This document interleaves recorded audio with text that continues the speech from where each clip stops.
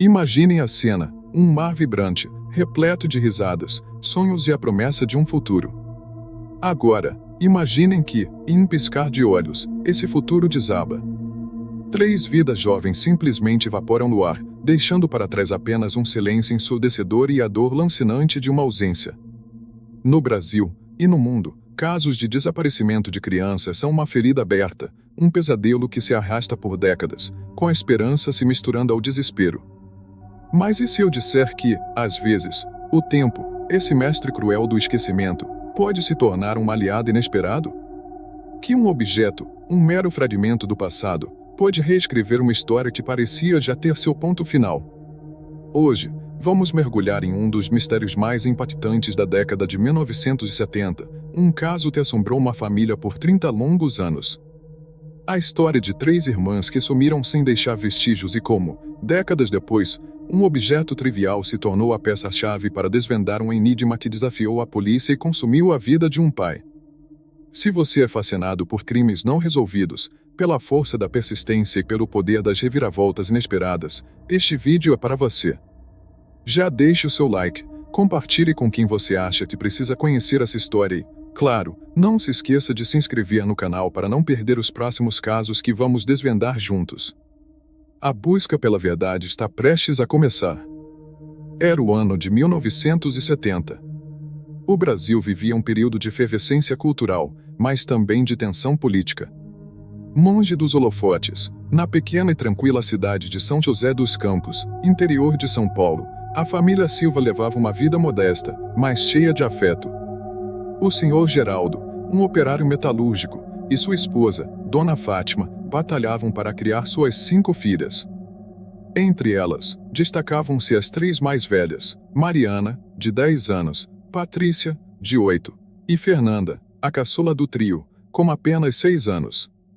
Eram meninas vibrantes, cheias de energia, que adoravam brincar na rua com os vizinhos e sonhavam com as bonecas que ganhariam no Natal. A manhã de 12 de julho daquele ano começou como qualquer outra. Era um domingo, e as meninas, ansiosas para brincar, tomaram um café da manhã rapidamente. Dona Fátima estava ocupada com os afazeres domésticos e o senhor Geraldo tinha saído para um pequeno bico extra na oficina. As irmãs mais novas, ainda bebês, estavam dormindo. Por volta das 9h30, Mariana, a mais velha e responsável, pediu permissão para levar Patrícia e Fernanda para brincar na praça que ficava a poucos quarteirões de casa. Era um hábito comum, e a praça era um local seguro, com muitas crianças brincando. Dona Fátima, confiante, permitiu, alertando-as para não demorarem. As meninas saíram de casa, as risadas ecoando pela rua, levando apenas uma bola velha e a inocência da infância. Vizinhos disseram tê-las visto brincando na praça por volta das 10 horas, sob o sol brando da manhã de inverno. Uma senhora que vendia doces perto da praça jurou ter conversado brevemente com Mariana, que teria comprar um pirulito para Fernanda. Elas pareciam bem, felizes, sem nenhum sinal de preocupação ou de que algo sinistro estava prestes a acontecer. Por volta das 11 horas, o senhor José, um aposentado que morava em frente à praça, afirmou ter visto as 3 irmãs caminhando em direção à casa delas, acompanhadas por um homem adulto, que parecia estar conversando animadamente com Mariana. Ele não deu importância na hora, pensando que poderia ser um parente ou um vizinho. Essa seria a última vez que as irmãs Silva seriam vistas. Quando o almoço estava pronto, por volta das 12h30, e as meninas não retornaram, Dona Fátima começou a sentir uma pontada de preocupação. Não era do feitio de Mariana desobedecer. Ela mandou as 2 filhas mais novas, já acordadas, procurarem as irmãs na praça.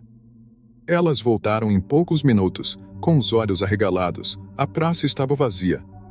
O silêncio que se cediu na casa foi o presságio de um pesadelo que estava apenas começando. As 3 irmãs tinham simplesmente sumido no ar. O que começou como uma preocupação em Dona Fátima rapidamente se transformou em pânico.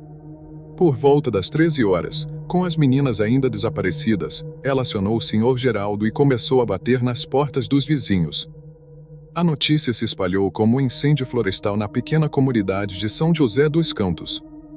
Em questão de minutos, dezenas de moradores se mobilizaram, formando grupos de busca improvisados. Eles vasculharam a praça, os arredores, os terrenos baldios, chamando os nomes das meninas, com a esperança desesperada de ouvir uma resposta. Mas o silêncio era a única coisa que retornava. A polícia foi acionada, mas em 1970, o protocolo para casos de desaparecimento era bem diferente do que conhecemos hoje. Não havia o sistema de alerta rápido, nem a tecnologia de rastreamento que temos atualmente. As primeiras horas foram marcadas pela burocracia e pela falta de recursos adequados. Acreditava-se, inicialmente, que as meninas poderiam ter se perdido ou se aventurado em algum lugar e logo seriam encontradas. O cenário de um sequestro era uma possibilidade remota, para a polícia da época, exigia indícios mais concretos. Os depoimentos dos vizinhos foram coletados, mas muitos eram vagos ou contraditórios. O senhor José, que viu as meninas com Monen, demorou a relatar o fato, e sua descrição do indivíduo era genérica: um homem de meia idade, estatura mediana, sem detalhes marcantes. Sem um carro suspeito, sem sinais de luta, sem uma nota de resgate, o que se tinha era apenas a ausência das crianças.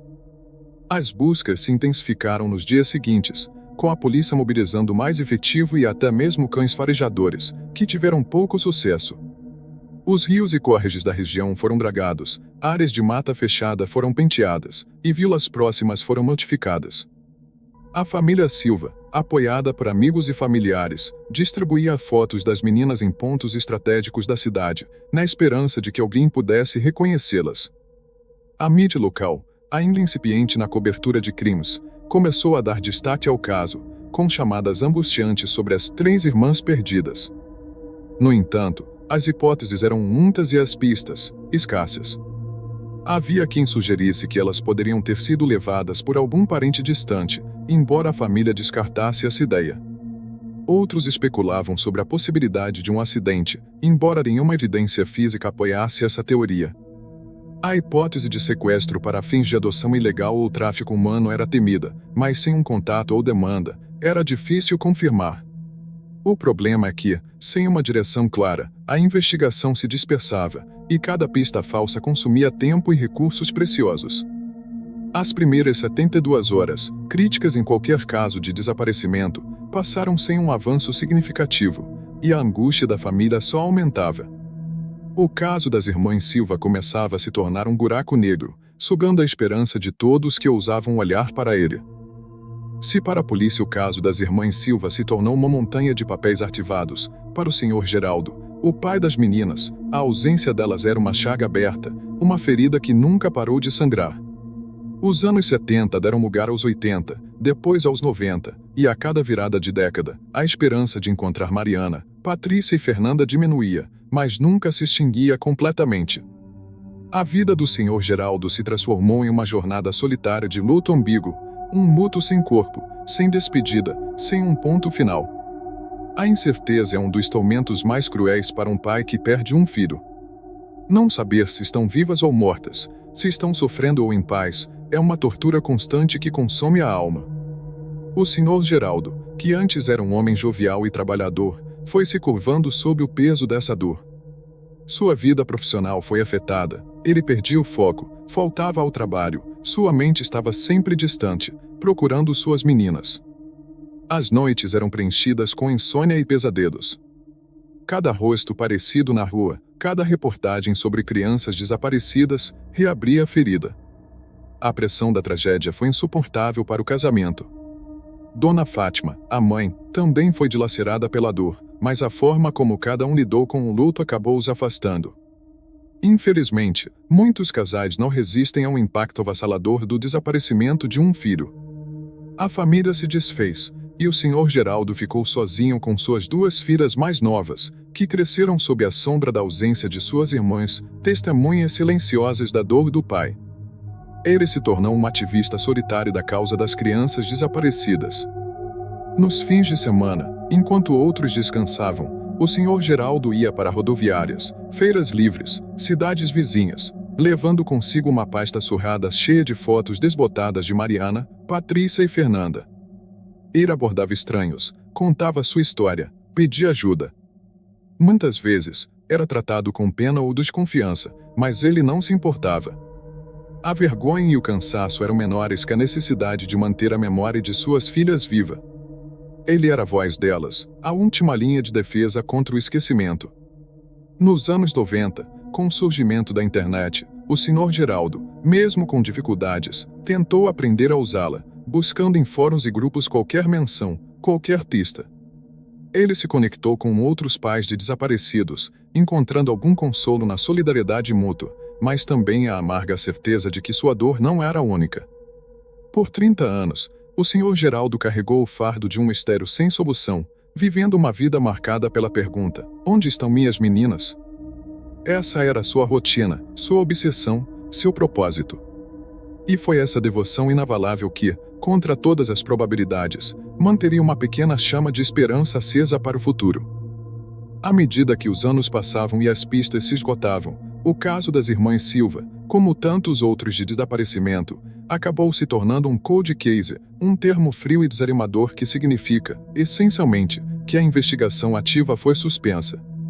Para a polícia da década de 1970 e 1980, as limitações eram imensas.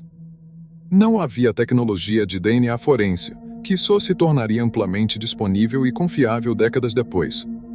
O banco de dados de pessoas desaparecidas era rudimentar, baseado em fichas de papel, o que dificultava o cruzamento de informações em nível nacional.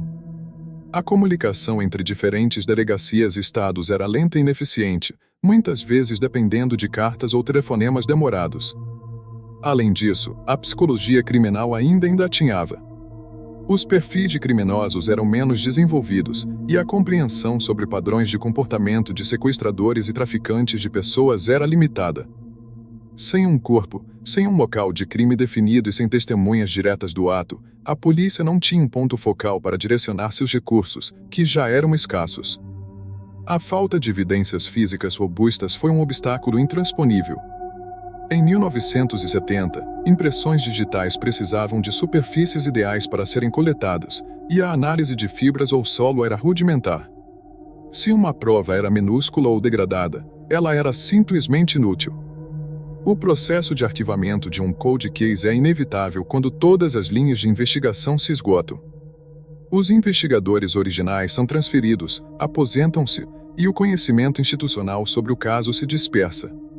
Os volumes de documentos se acumulam em caixas, esperando um dia em que uma nova pista ou uma nova tecnologia possa reacender a esperança. Para a família, no entanto, esse congelamento oficial do caso é um golpe devastador, uma declaração tácita de que, para o sistema, suas filhas se tornaram apenas estatísticas. A tragédia do cold case das irmãs Silva reside também na perda de oportunidades. Talvez, se a tecnologia e a metodologia atuais existissem em 1970, o depoimento do Sr. José sobre o homem que as acompanhava teria sido tratado com mais urgência. Talvez, se houvesse a capacidade de cruzar dados de forma eficiente, outras crianças desaparecidas em circunstâncias semelhantes na época teriam revelado um padrão. Mas o tempo é um fator cruel, e cada dia que passava sem resposta significava que as chances de encontrar as meninas diminuíam exponencialmente. Para o Sr. Geraldo, no entanto, o caso nunca esteve realmente frio. Ele manteve a chama da esperança acesa, mesmo quando o sistema oficial havia desistido. E foi essa chama que, eventualmente, ajudaria a derreter o gelo que cobria o mistério de suas filhas por décadas. O calendário virou. Os anos 90 se foram, e com eles, a virada para o novo milênio trouxe não só avanços tecnológicos, mas também uma nova mentalidade em relação a casos de desaparecimento. No início dos anos 2000, o conceito de Cold Case Unit, unidades especializadas em casos arquivados, começou a ganhar força no Brasil, impulsionado por uma maior conscientização pública e pela pressão de famílias como a do Sr. Geraldo. O caso das irmãs Silva, com sua persistência angustiante por 3 décadas, clamava por um novo olhar. A reabertura não foi por acaso. Em São José dos Campos, uma nova equipe de investigadores da Polícia Civil, mais jovem e com acesso a ferramentas que eram ficção científica em 1970, decidiu tirar o pó dos arquivos mais antigos e complexos. O caso das irmãs Silva estava no topo da lista. Não havia uma nova pista óbvia no momento da reabertura. O que havia era a convicção de que, com os avanços da ciência forense e da criminalística digital, Algo poderia ter sido perdido ou mal interpretado no passado. Além disso, a incansável luta do Sr. Geraldo, que continuava a distribuir panfletos e a dar entrevistas, mesmo após tanto tempo, manteve a história viva na memória de alguns jornalistas e, consequentemente, da imprensa local. A abordagem inicial dessa nova equipe foi diferente. Em vez de buscar novas evidências externas, eles se concentraram em revisitar o que já existia. Cada relatório policial original, cada depoimento, cada fotografia, por mais irrelevante que parecesse, foi digitalizado e submetido a uma análise minuciosa. Os investigadores de 2000 podiam cruzar informações em bancos de dados que sequer existiam em 1970. Podiam, por exemplo, verificar se algum criminoso da época, preso por outros delitos anos depois, tinha algum tipo de ligação com a região ou com o perfil do caso. A atmosfera nos primeiros anos do novo milênio era de otimismo cauteloso. Não era uma garantia de que o caso seria resolvido, mas havia uma esperança renovada de que a verdade, se não fosse totalmente revelada, ao menos teria mais uma chance de vir à tona. Os investigadores entendiam que não estavam apenas lidando com um processo criminal, estavam lidando com a vida de um pai devastado e com a memória de 3 crianças que mereciam ter suas histórias contadas. Foi nesse processo de reanálise meticulosa, de olhar para o passado com os olhos do presente, que algo até então insignificante começou a chamar a atenção. Um objeto, mencionado brevemente em um relatório de 1970, foi redescoberto nas evidências arquivadas. Por décadas, ele permaneceu em uma caixa lacrada, esquecido.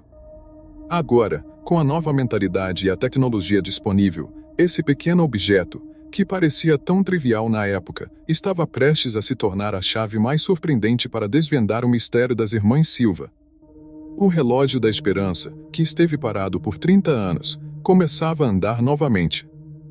A reabertura do caso, impulsionada pela nova equipe e pelo avanço da ciência, trouxe à tona uma miríade de documentos e evidências que estavam há muito tempo esquecidas. Em meio a caixas empoeiradas e relatórios amarelados, os investigadores encontraram um pequeno envelope pardo, lacrado e com a inscrição por objetos diversos, Silva, Irmãs. Dentro dele, uma coleção de itens que pareciam, à primeira vista, sem importância, um elástico de cabelo, um botão solto de camisa e, o que mais chamou a atenção, um pequeno pedaço de pano de aproximadamente 5x 5 centímetros, com uma textura peculiar. Esse pedaço de tecido havia sido encontrado por um dos primeiros policiais que chegou à praça no dia do desaparecimento, próximo ao local onde as meninas brincavam. Na época, foi anotado no relatório como fragmento de tecido, sem relevância aparente, e simplesmente arquivado. Em 1970, a ideia de que um pedaço de pano pudesse conter informações cruciais era quase impensável. A polícia coletava itens maiores, mais óbvios, como brinquedos ou peças de roupa que pudessem ter caído. Um pedacinho de tecido sujo? Era descartado como lixo. No entanto, para a equipe de 2000, esse objeto era ouro. Com a modernização das técnicas forenses, eles sabiam que mesmo um fragmento minúsculo poderia conter vestígios invisíveis a olho nu, mas reveladores para a tecnologia. A detetive-chefe, Ana Lúcia, que liderava a nova investigação, sentiu uma intuição forte sobre aquele pedaço de pano. Ele não estava sujo de terra da praça, mas parecia ter sido rasgado de forma abrupta de alguma peça maior. Sua textura era grossa, mas havia algo de inusitado em sua trama. O objeto foi imediatamente enviado para o laboratório de criminalística, agora equipado com máquinas de última geração. O contraste com 1970 era brutal. Naquela época, um microscópio simples seria o auge da tecnologia. Agora, eles tinham espectroscopia de infravermelho, microscopia eletrônica de varredura, MEV, e a capacidade de realizar análise de fibras e de solo em nível molecular. A esperança era encontrar qualquer tipo de fibra diferente, um fio de cabelo, uma célula epitelial, qualquer coisa que pudesse ligar o fragmento a uma pessoa, a um local ou a um veículo. O que se descobriu a partir desse pedaço de pano estava prestes a virar o caso de cabeça para baixo. Ele não era apenas um fragmento de tecido. Ele era a linguagem silenciosa de um evento violento, um elo material que, por 3 décadas, guardou o segredo das irmãs Silva, esperando a tecnologia certa e o olhar atento de quem se recusava a deixar o caso morrer. A verdade estava literalmente costurada naquele pequeno e esquecido pedaço de pano. O pequeno pedaço de pano, antes considerado insignificante, estava agora sob o escrutínio de tecnologias que os investigadores de 1970 jamais poderiam ter imaginado. No laboratório de criminalística, a equipe submeteu o fragmento a uma bateria de testes. A microscopia eletrônica de varredura, MEV, foi a primeira a revelar detalhes surpreendentes. A trama do tecido não era comum para roupas da época. Era densa, quase impermeável, e o tipo de fibra, uma mistura sintética de poliéster e algodão, era incomum para vestuário doméstico ou roupas infantis daquele período no Brasil. Isso sugeria uma origem específica. Mas o verdadeiro choque veio com a análise mais aprofundada. Presos entre as fibras do tecido, quase invisíveis a olho nu, foram encontrados vestígios microscópicos. Primeiro, pequenas partículas de tinta automotiva. Não uma tinta qualquer, mas um tipo específico de esmalte sintético, com uma composição química que era empregada em uma cor particular de veículos fabricados na década de 1970, o verde musgo, comum em furgões e utilitários. Essa descoberta já era um avanço gigantesco. Ela sugeria que o tecido havia tido contato com um veículo, e não apenas com o ambiente da praça.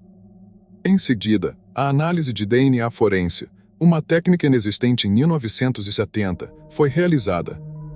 A equipe utilizou técnicas de extração de DNA de contato, buscando células epiteliais ou fios de cabelo presos ao tecido. E o resultado foi estarrecedor. Eles conseguiram isolar um perfil genético parcial de DNA masculino. Era um perfil que não pertencia a nenhuma das irmãs Silva, nem ao pai ou à mãe delas, cujas amostras haviam sido coletadas anos antes para eventual comparação. Isso significava que o fragmento de tecido não era de uma roupa das meninas, pertencia, ou teve contato direto, com o mônio. A revelação mais impactante, no entanto, veio da combinação dessas descobertas com a análise de micropartículas de solo. A equipe identificou grãos de areia e minerais que não eram nativos da praça ou da região urbana de São José dos Campos. Em vez disso, a composição do solo indicava uma área rural, com características de solo argiloso rico em quartzo e feldspato, encontrado em uma região de chácaras e sítios a cerca de 50 quilômetros da cidade, um local com pouca habitação e acesso restrito. Essa era a pista que ninguém esperava. O pedaço de pano não era um mero tecido, era um recibo mudo de um encontro violento. Sugeria que 1. As meninas tiveram contato com um homem, DNA masculino. 2. Esse contato ocorreu em um veículo, tinta automotiva verde musgo. 3. O veículo e o tecido estiveram em uma área rural específica, tipo de solo, longe da cidade, e não na praça onde elas desapareceram. 4. O tipo de tecido sintético, incomum para roupas da época, poderia ser de um uniforme de trabalho, uma capa de assento de veículo ou até mesmo de um tipo de lona. A combinação desses elementos, o DNA, a tinta automotiva e o sono, pintava um quadro completamente novo. O pedaço de pano não era apenas a chave, era a prova material silenciosa que, por 3 décadas, guardou o segredo do que realmente aconteceu após o desaparecimento das irmãs Silva. O que parecia um incidente na praça, revelava-se agora como algo muito mais complexo e premeditado, com raízes em um local distante e a presença de um indivíduo até então desconhecido. A investigação tinha, finalmente, uma direção clara. A revelação do pequeno pedaço de pano abriu uma verdadeira caixa de Pandora na investigação das irmãs Silva. Com o perfil genético masculino, a tinta automotiva e as micropartículas de solo rural, a equipe da detetive Ana Lúcia tinha agora pistas concretas para seguir, algo que faltou por 3 décadas. O caso, antes estagnado, ganhou uma dinâmica completamente nova. O primeiro caminho aberto foi a criação de um novo perfil de suspeito. Não era mais um estranho qualquer. Era um homem que, de alguma forma, tinha acesso a um veículo verde musgo, possivelmente um foldão ou utilitário da época, e de frequentava ou tinha alguma conexão com uma área rural específica a 50 quilômetros de São José dos Campos. Essa informação, combinada com o depoimento do Sr. José sobre o homem que acompanhava as meninas, permitiu que os investigadores começassem a mapear um possível raio de ação. Eles iniciaram um cruzamento de dados históricos. Registros de veículos, A polícia começou a vasculhar antigos registros de licenciamento de veículos verde-musgo, especialmente furgões utilitários, na região de São José dos Campos e nas cidades vizinhas, focando em proprietários com histórico criminal ou que se encaixassem em algum perfil suspeito. Criminosos da época. Foram revistos todos os casos de crimes de sequestro, pedofilia ou violência sexual que ocorreram na região de São José dos Campos e na área rural identificada nas décadas de 70, 80 e 90. Muitos criminosos daquela época já estavam mortos ou presos, mas seus perfis genéticos, se disponíveis, poderiam ser comparados com o DNA encontrado no tecido. Mesmo criminosos que foram presos por delitos menores poderiam ter passado despercebidos anteriormente. Proprietários rurais. Um mapeamento das propriedades rurais na área identificada pela análise do solo foi iniciado. Quem morava ou trabalhava nessas chácaras e sítios em 1970? Havia algum morador com antecedentes ou com comportamento suspeito? Esse processo era minucioso, muitas vezes envolvendo conversas com antigos vizinhos e levantamento de arquivos de propriedades rurais. Essa nova abordagem permitiu que a investigação voltasse a olhar para suspeitos que antes foram descartados ou nunca considerados. Por exemplo, um ex-funcionário de uma fazenda na área rural identificada, que foi demitido pouco depois do desaparecimento das meninas por comportamento inadequado, mas que não tinha ligação direta com a família Silva, agora se tornava um nome de interesse. Ou um motorista de entregas que usava um furdão verde que, por uma coincidência macabra, morava perto da cabine telefônica usada no caso anterior que discutimos. O mais intrigante é que o perfil genético, embora parcial, foi inserido nos bancos de dados nacionais e até internacionais, uma prática impensável em 1970. A esperança é que, em algum momento, esse DNA possa corresponder a um criminoso já fichado, ou a um corpo não identificado, ou até mesmo a um parente de um suspeito em potencial, utilizando as técnicas de genealogia forense que permitem rastrear linhagens familiares a partir de amostras de DNA. Essa nova fase da investigação é complexa e exige paciência, mas a existência de uma prova material com DNA é um game changer. Pela primeira vez em 30 anos, o mistério das irmãs Silva não é apenas uma história de luto, é um caso ativo, com caminhos reais a serem explorados. A caçada por respostas se intensificou, e o nome das três irmãs ressoa novamente nos corredores da justiça, com a esperança de que, desta vez, o silêncio de 3 décadas finalmente seja quebrado. O caso das irmãs Silva, estendido por 3 décadas, é um testemunho pungente não apenas da complexidade investigativa, mas também da psicologia humana diante da perda e da incerteza prolongada. Para o Sr. Geraldo, e para tantos outros pais de desaparecidos, a vida se torna uma maratona de resiliência, onde a dor é uma companhia constante, mas a esperança se recusa a morrer. A mente humana é programada para buscar fechamento, para dar sentido aos eventos. Quando uma pessoa desaparece, essa necessidade é brutalmente frustrada. Entra em cena o conceito de luto ambíguo, uma forma de luto onde não há corpo para velar, nem um túmulo para visitar. A ausência física é avassaladora, mas a presença psíquica da pessoa desaparecida permanece, alimentando a dúvida e impedindo o processo normal de luto. O pai vive em um limbo emocional, onde a dor da perda se mistura à eterna expectativa de um reencontro, muitas vezes construindo cenários mentais sobre o que pode ter acontecido, como um mecanismo de enfrentamento. A memória desempenha um papel crucial. Para o Sr. Geraldo, manter viva a memória de Mariana, Patrícia e Fernanda não era apenas um ato de amor, era uma forma de resistir ao esquecimento. Ele se tornou o guardião dessas memórias, o contador de histórias de suas filhas, garantindo que o mundo não as esquecesse. Essa memória ativa, por sua vez, também tem um efeito profundo na investigação. Quanto mais um caso é lembrado e falado, maior a chance de que novas informações, antes retidas ou consideradas irrelevantes, venham à tona. A memória coletiva da comunidade, mesmo após décadas, é um recurso valioso, pois alguém pode se lembrar de um detalhe, uma conversa, um rosto que antes não fazia sentido. A resiliência de um pai como o Sr. Geraldo é quase incompreensível para quem não viveu tal dor. Viver com a incerteza por 30 anos, enfrentar a indiferença do tempo e, por vezes, do próprio sistema, e ainda assim continuar a lutar por respostas, exige uma força interior sobre-humana. Essa resiliência não é a ausência de dor, mas a capacidade de persistir apesar dela. Ela é alimentada por um amor incondicional e pela crença de que a verdade, por mais escondida que esteja, vale a pena ser encontrada. Os avanços da investigação, mesmo que tardios, trazem um alívio psicológico imenso. A cada nova pista, por menor que seja, há uma sensação de que a busca está progredindo, de que o sacrifício não foi em vão. Para o Sr. Geraldo, ver seu caso reaberto e uma nova geração de investigadores se debruçando sobre as evidências é um reconhecimento de que suas filhas importam, e que a justiça para elas ainda é possível. A psicologia por trás de casos como este nos mostra que a esperança, por mais frágil que pareça, pode sobreviver a décadas de silêncio, às vezes, é a própria força motriz para desvendar os maiores mistérios. A revelação do objeto, 30 anos após o desaparecimento das 3 irmãs, não é o ponto final, mas sim um novo e crucial capítulo na busca por respostas. Para o Sr. Geraldo, esse avanço é mais do que uma pista, é a confirmação de que sua luta incansável não foi em vão. A investigação agora segue com um ímpeto renovado, e cada passo é calculado para se aproximar da verdade que irá guardar tanto tempo. O papel do Sr. Geraldo, mesmo após 3 décadas de dor, continua sendo vital.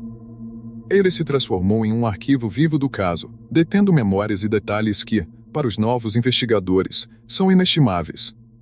Seu conhecimento sobre a comunidade de 1970, sobre as pessoas que viviam e frequentavam a região da praça e da área rural, é um recurso humano que nenhuma tecnologia pode replicar.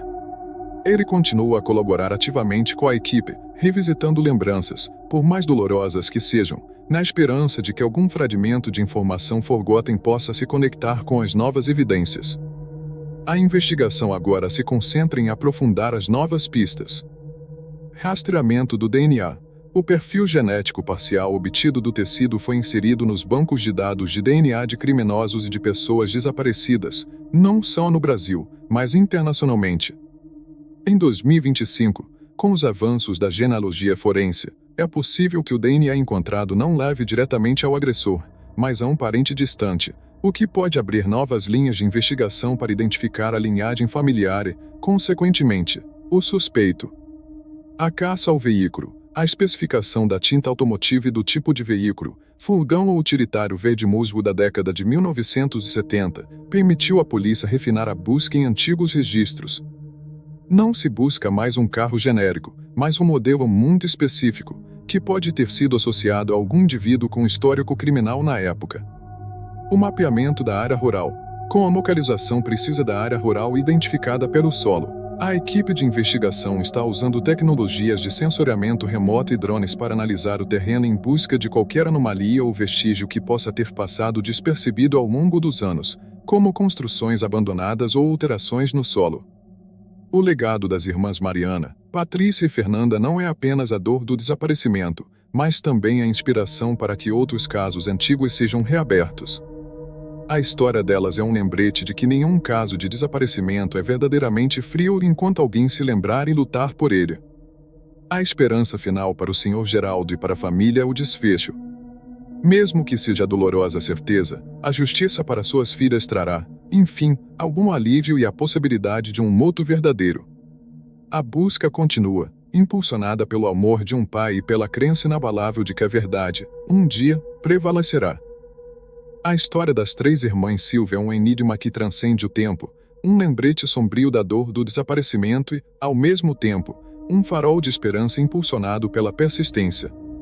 Começamos da manhã comum de 1970 que virou um pesadelo, passamos pela angústia das primeiras buscas, a dor dilacerante de um pai que carregou um moto ambíguo por décadas, e o congelamento do caso como um cold case. A virada do milênio trouxe um novo olhar e, como ele, a redescoberta de um objeto trivial, um pequeno pedaço de pano, que, com o avanço da ciência forense, revelou segredos chocantes, DNA masculino, tinta automotiva específica e solo de uma área rural distante. Essa única pista abriu novos caminhos na investigação, transformando um mistério de 30 anos em um caso ativo com um perfil de suspeito mais claro. A resiliência do Sr. Geraldo, a força de sua memória e a incessante busca por suas filhas se tornaram um motor para essa reviravolta. A busca pelas irmãs Silva continua, e a cada dia, a possibilidade de finalmente desvendar esse mistério se torna mais real. Qual será o próximo caso que a ciência e a persistência desvendarão? Deixe seu comentário e compartilhe suas ideias.